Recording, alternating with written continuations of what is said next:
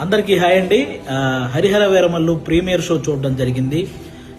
చాలా చాలా బాగుందండి. పవన్ కళ్యాణ్ గారి ఇంట్రడక్షన్ సీన్కే మీరు తెచ్చుకున్న పేపర్లన్నీ అయిపోతాయి. సినిమాలో ఇంకా హై ఇచ్చే సీన్లు చాలా చాలా ఉన్నాయి అన్నమాట. ముఖ్యంగా క్లైమాక్స్ లో పవన్ కళ్యాణ్ గారు కంపోజ్ చేసిన ఫైట్, దాని వెనక కీరవాణి గారు ఇచ్చిన బ్యాక్గ్రౌండ్ స్కోరు లిటరల్ గా మీ అందరికి గూస్ బంప్స్ తెప్పిస్తాయి. ఆ హైతోనే మీరు అందరూ థియేటర్ నుంచి బయటకు వస్తారు.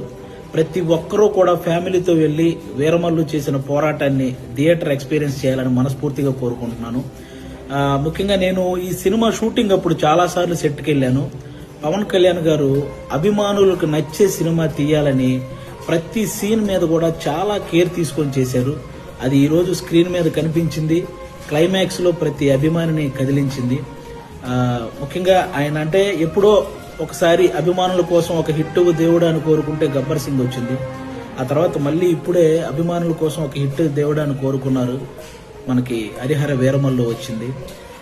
మీరు ఆఫ్ స్క్రీన్ లో ధర్మం కోసం పోరాడిన పవన్ కళ్యాణ్ గారిని చూశారు.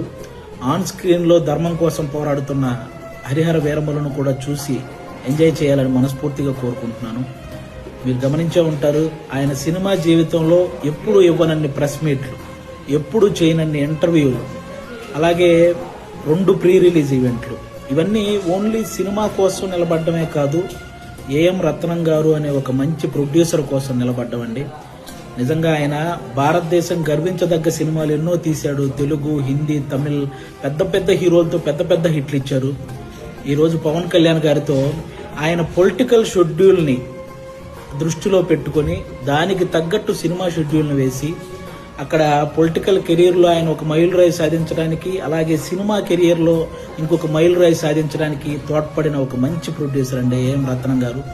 ఆయనకు కూడా మనందరం అండగా నిలబడాలని కోరుకోవటం కాదు, వేడుకుంటున్నాను. అందరూ ప్రతి ఒక్కరూ వెళ్ళి ఫ్యామిలీతో ఈ సినిమా చూడాలి. అలాగే ఆల్మోస్ట్ 30 సంవత్సరాల నుంచి పవన్ కళ్యాణ్ గారు సినిమాల ద్వారా మనల్ని ఎంటర్టైన్ చేశారు. పాలిటిక్స్ ద్వారా ఎన్నో అవమానాలు పడ్డారు. కష్టాల్లో ఉన్న ఎంతో మందిని ఆదుకున్నారు.